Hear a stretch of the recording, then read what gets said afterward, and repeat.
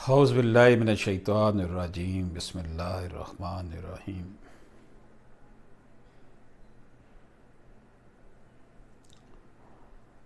آج آپ کی خدمت میں ایک بڑا امپورٹنٹ ایشو پیش کر رہا ہوں کہ اگر ہم کسی کی وفات کا اندراج بر وقت نہیں کراتے تو کون کون سے آبسٹیکلز، پریشانیاں ہمیں پیش آ سکتی ہیں۔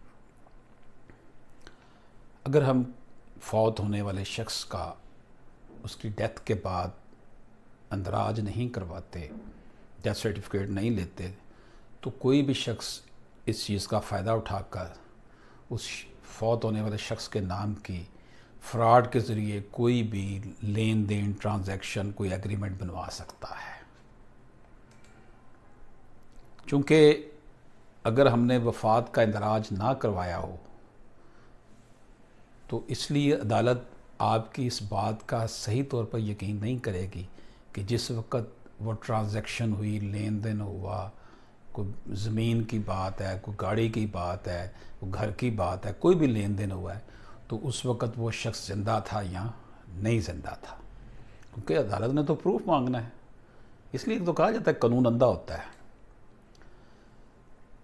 اس لیے پھر یہ ثابت کرنے کے لیے کہ جو فراڈ ٹرانزیکشن میں ہوا ہے اس وقت متوفی فوت ہو گیا تھا، اور یہ ثابت کرنے کے لیے آپ کو بہت سے گواہوں کو پیش کرنا پڑے گا، جنازہ میں شریک لوگوں کو پیش کرنا پڑے گا، ہو سکتا ہے کہ اب دور ہے ویڈیو پیش کرنی پڑے، ٹھیک ہے جی، اس وقت کے لوگوں کی ویڈیو دکھائی جائے کہ جنازہ یہ جا رہا ہے، یا اس کی کوئی خبر لگی ہے کہیں، یہ بڑا ہیکٹک پرابلم ہو جائے گی نا۔